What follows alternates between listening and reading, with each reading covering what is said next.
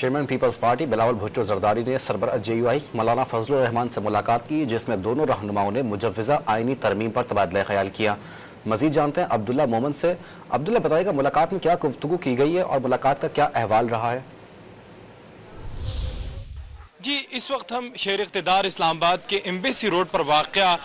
JUI سربراہ مولانا فضل الرحمان کے گھر کے سامنے موجود ہیں۔ اس وقت پاکستان پیپلز پارٹی کا وفد، جس کی سربراہی پاکستان پیپلز پارٹی کے چیئرمین بلاول بھٹو زرداری کر رہے تھے، انہوں نے مولانا فضل الرحمان سے ایک ملاقات کی اور اس ملاقات کے بعد وہ یہاں سے روانہ ہوئے۔ جو JUI ذرائع ہے، انہوں نے ڈان نیوز کو تصدیق کی کہ آج بھی جو مولانا فضل الرحمان کا موقف ہے کہ جو مسودہ سامنے آیا ہے وہ مسودہ مکمل نہیں ہے، اور جب تک ان کو حکومت کی جانب سے مکمل مسودہ شیئر نہیں کیا جاتا تب تک جو ہے وہ اس حوالے سے کوئی بھی مشاورت کا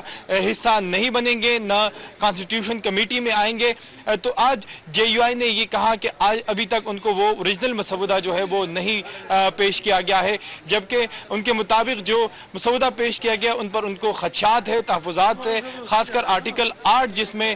یہ بات سامنے آئی ہے کہ وہاں پر سیکیورٹی اداروں کو زیادہ اختیارات دیے گئے ہیں، جبکہ آرٹیکل 199 جس میں ملٹری کوڈ کا ذکر ہے ان پر بھی جمعیت علماء اسلام فی کو اعتراض ہے۔ تو یہ اس وقت ملک کی سیاسی صورتحال ہے، اور یہ کہا جا رہا ہے کہ آئندہ دنوں میں حکومتی وفد بھی مولانا فضل الرحمان کے ساتھ ملاقات کرے گا اور مشاورت کا یہ سلسلہ جو ہے